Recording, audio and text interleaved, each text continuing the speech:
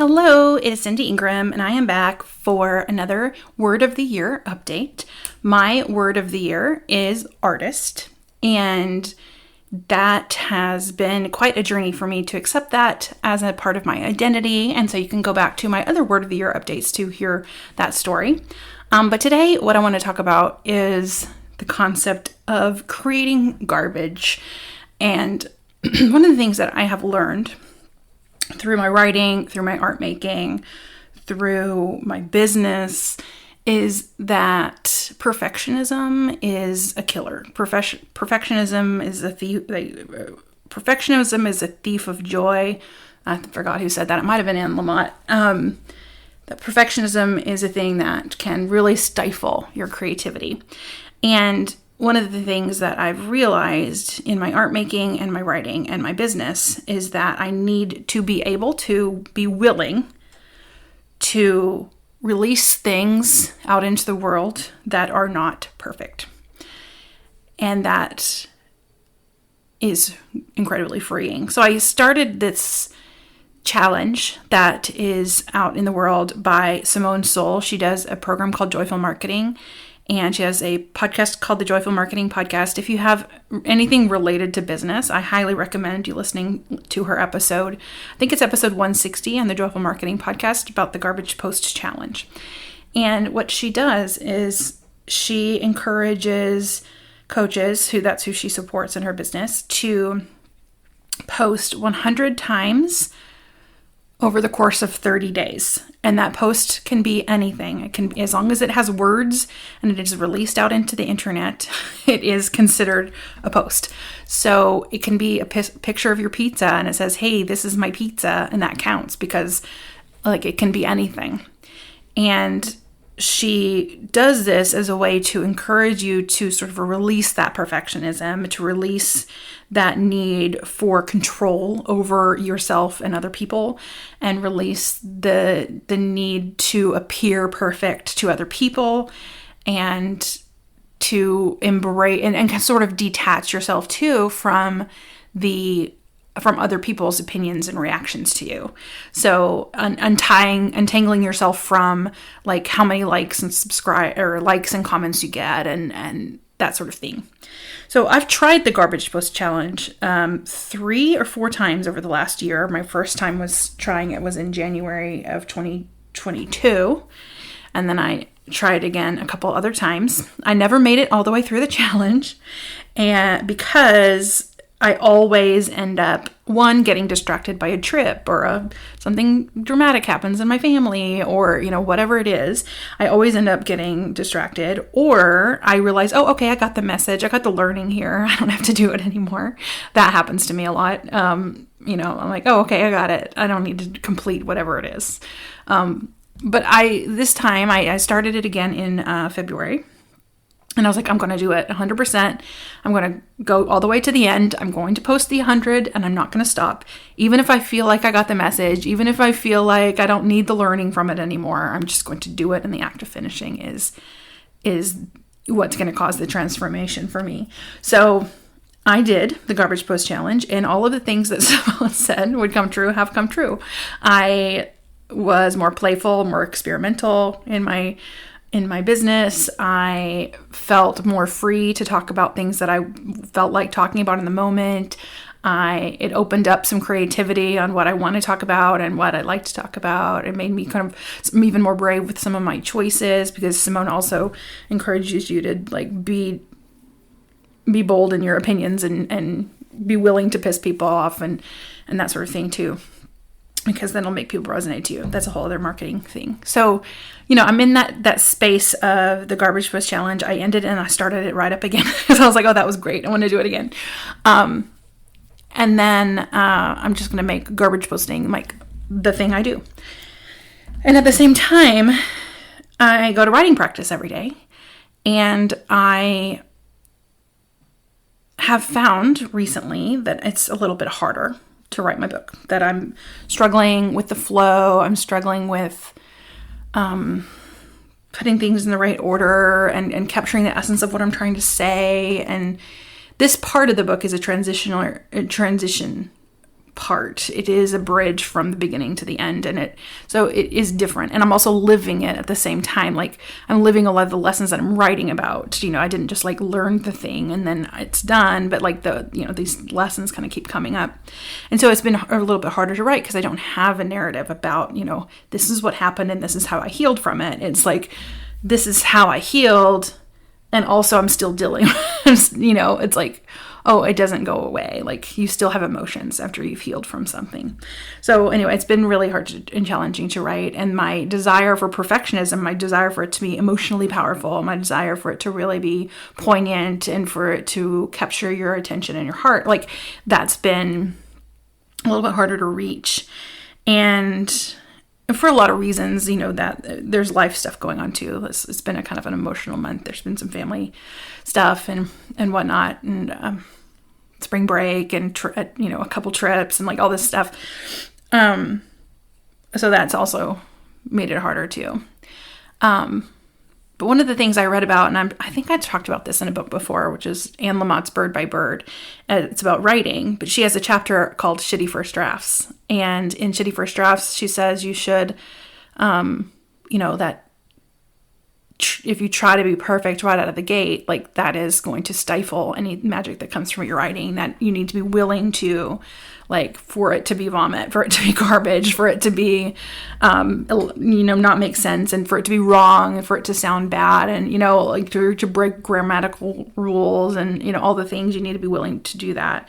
And I have found over and over again that is really hard for me to do. Like, I go straight towards wanting it to be perfect. And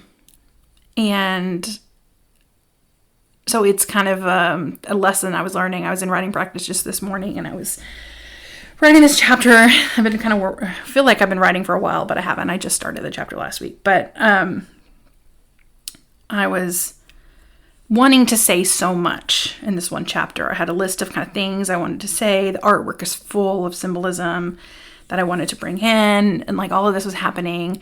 And so I kept getting stifled with, what's the right way to say this? What's the right order to put all this in? How do what's the right emotion that I want people to feel when they read it? All that stuff. And then today was like, okay, I'm going to allow myself to just write it, and I'm going to allow it to be garbage, and know that I have Heather, my book coach, who can fix it. She can go in and she'll look at it and she'll know exactly what to do. So I'm like, okay. Every time I got to that place of, oh, this is going to be garbage or what, I'm like, great, it's garbage. That means I'm doing it right. Creating garbage is doing it right. With the Garbage Post Challenge, as long as you're doing it right. So I just was like, okay, Heather can fix this, and I'm move on. And so, and I can fix it later too, but like, having an objective opinion on my writing is very good. So, leaning into that process in the writing, it's new for me. It's not easy. Even, in my checkout for the writing group today, I was like, said I did that. And Heather was like, well, that's new for you. And I was like, I know, I'm trying. I've been trying this whole time, but it's really hard. Because I'm just so perfect, Just kidding. Okay. And then, I'm noticing it's fun to get the same lesson over and over. I just did a coaching call with someone who is also, wanting to make art, has been feeling the call her entire life and kind of has been avoiding it. And she's been embracing just doing a little bit and trying not to have any expectations of it. And I'm just scribbling some lines or just doing something really quickly, and just embracing that willingness to be imperfect at something, and just for, and to do it because it's important to you and that you feel the call to do it, and that trusting that process.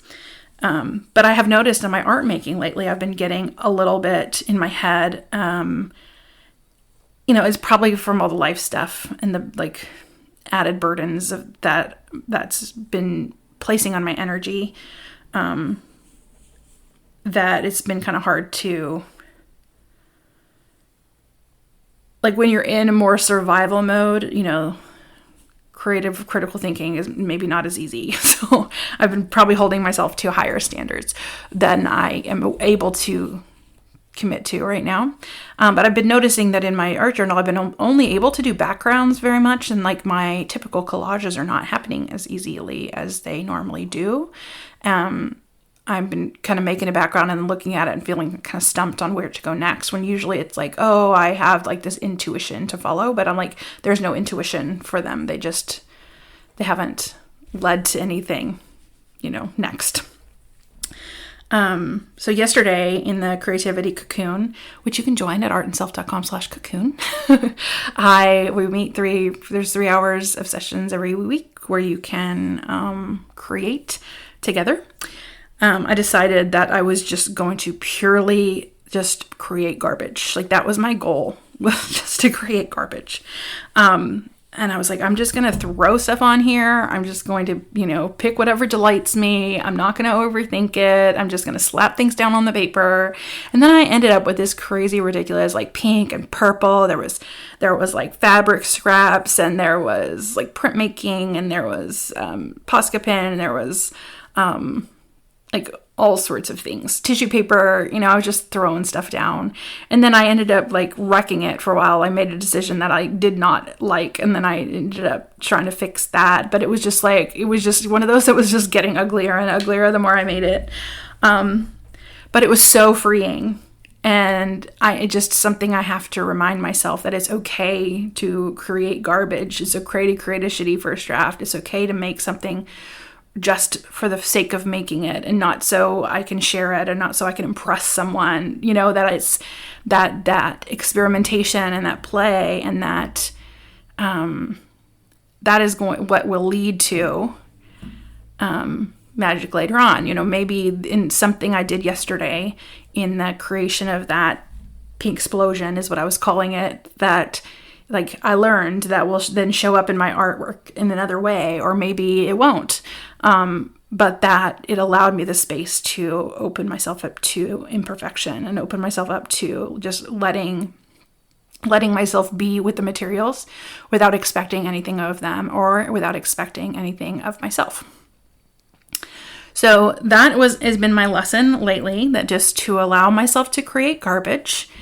And sometimes that garbage can be turned into something shiny and new and recycled, and turned into, a polished work of art, a finished piece of writing, or maybe it won't, but that it's still worth doing, and it's still worth playing and existing in that state of imperfection, because I know perfectionism is such a thing that people struggle with. And I have been a perfectionist for most of my life. I'm more of a recovering perfectionist right now. It just kind of still shows up sometimes. And it's, I think it's a lifelong thing to sort of detach yourself from that desire and that need to be perfect, because that is what keeps us from other people.